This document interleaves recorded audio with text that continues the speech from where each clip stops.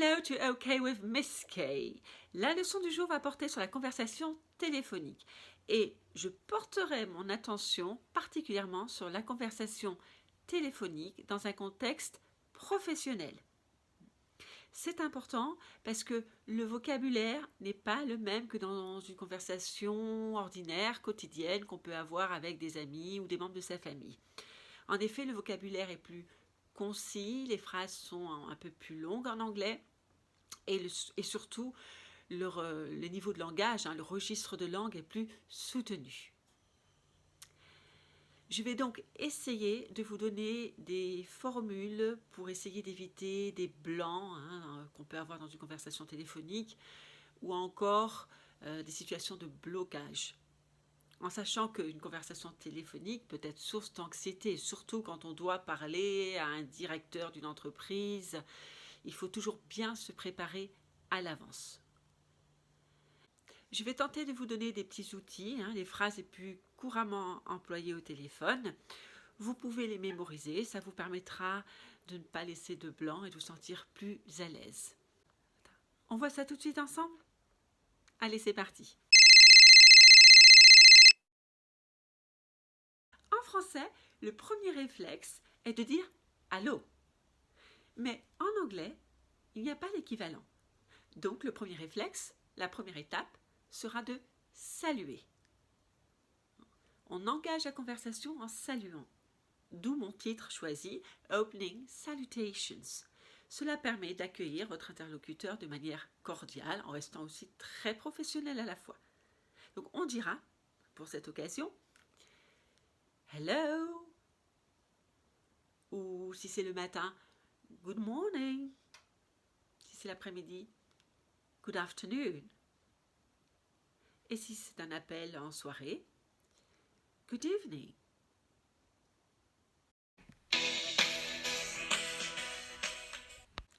La deuxième étape consiste à décliner son identité. C'est important et c'est rassurant pour l'interlocuteur de savoir qui est au bout du fil. Ainsi, il existe plusieurs expressions que vous pouvez utiliser pour décliner votre identité ou si vous travaillez pour une entreprise, le nom de l'entreprise ou du restaurant ou de la firme pour laquelle vous travaillez. Il existe tout un éventail d'expressions que voici. This is Miss K on the phone. What can I do for you? This is Barclays Bank. I'm listening. How can I help you? This is Miss K on the phone from Barclays Bank. How can I help you? Thanks for calling. This is Miss K. What can I do for you? This is Miss K speaking. I'm listening. Who's calling, please? This is Miss K. May I ask you who's speaking? La troisième étape consiste à amener le sujet ou à questionner votre interlocuteur sur la raison de son appel. Pour cela, il existe également toute une panoplie de questions que vous pouvez poser comme What is it about? How can I help you? May I help you? Si vous êtes l'interlocuteur, vous pouvez dire I would like to speak to the CEO because I had an appointment with him at 3 p.m. Thank you. I'm calling because I would like to open a bank account. Is that possible?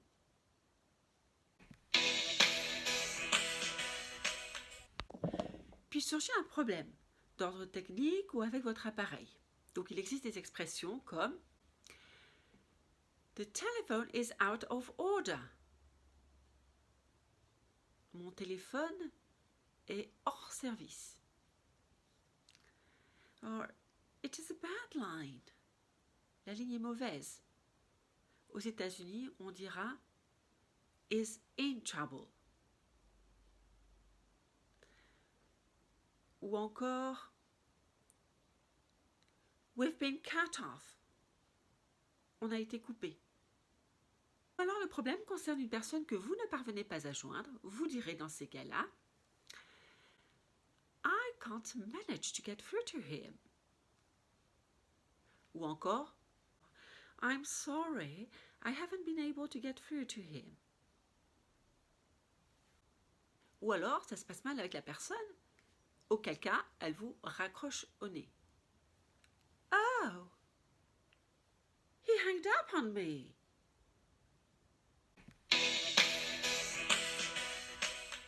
Pour résoudre un problème, vous êtes un peu stressé, vous avez à présent besoin de temps pour aller vérifier des informations ou vérifier un dossier pour un client, par exemple, qui se plaint de mauvaises transactions sur son compte bancaire. Vous allez donc le mettre en attente. To put someone on hold. To put someone on hold. Et il existe donc des expressions très communes, très courantes, très idiomatiques pour mettre quelqu'un en attente au téléphone. Vous direz par exemple, Can you hold on a moment, please? I'm going to check out your bank account right now. Ou encore, Would you mind holding a moment, please? I'm going to see if the CEO is here. Ou encore, May I ask you to hold on, please? I'm going to check out if everything is all right.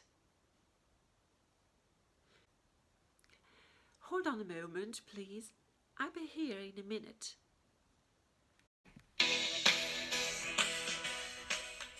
On va dire que la situation a empiré, que vous n'avez pas réussi à vous entendre avec votre client et que ce dernier souhaite parler à votre patron.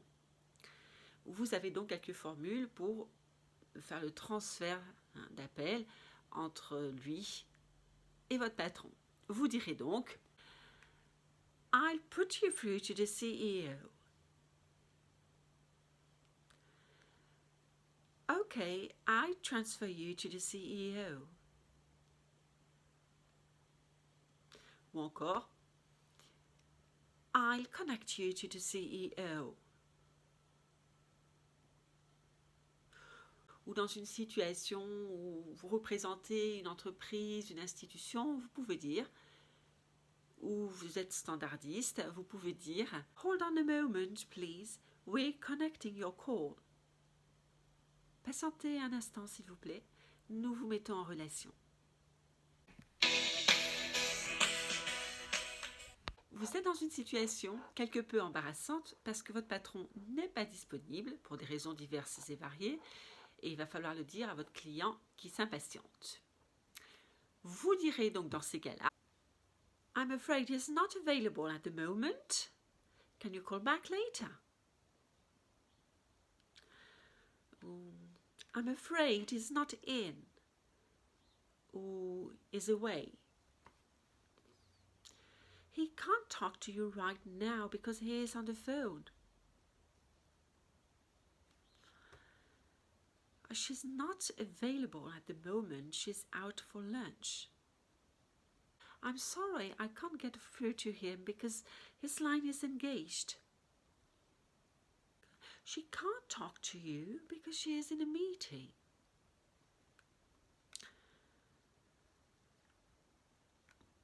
You dialed the wrong number. You must dial. Alors en anglais, n'oubliez pas, les numéros de téléphone se disent chiffre par chiffre.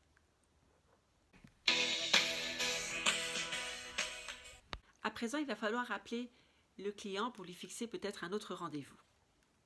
Vous lui direz dans ces cas-là, Would you mind holding on, please? I'll get back to you. Can you call me back later? Ou alors, I'll call you back later.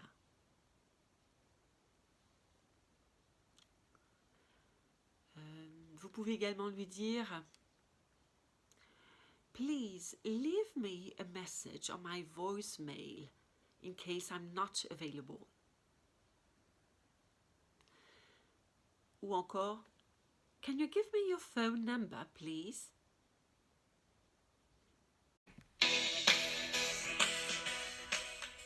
phrase est importante car elle permet de clarifier une situation.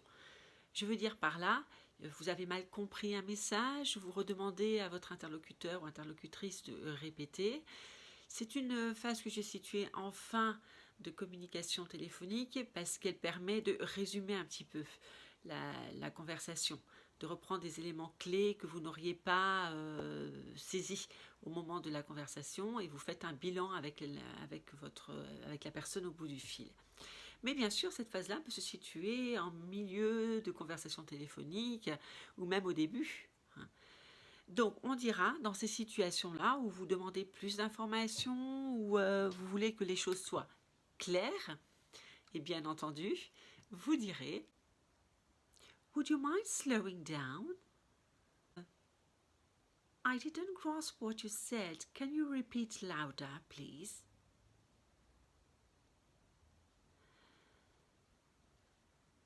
I didn't catch what you said. Can you repeat, please?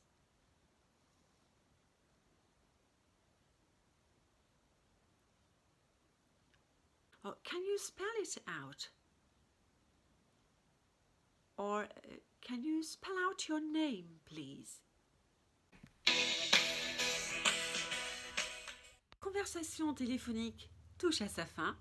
Il est temps de quitter votre interlocuteur et on le fait plutôt de manière courtoise en laissant toujours la possibilité de garder contact, de garder un lien. Vous pouvez dire donc dans ces cas-là Thanks for calling. Do not hesitate to call me back if you have any questions. Thanks for calling and have a great day. Thanks for calling. Don't worry. I'll make sure the CEO gets the message. Let me know and do not hesitate to call me back. Nous avons vu pas mal de formules donc pour aborder une conversation téléphonique. Mais si déjà ces éléments peuvent vous aider à tenir une petite conversation téléphonique, eh bien c'est gagné pour moi.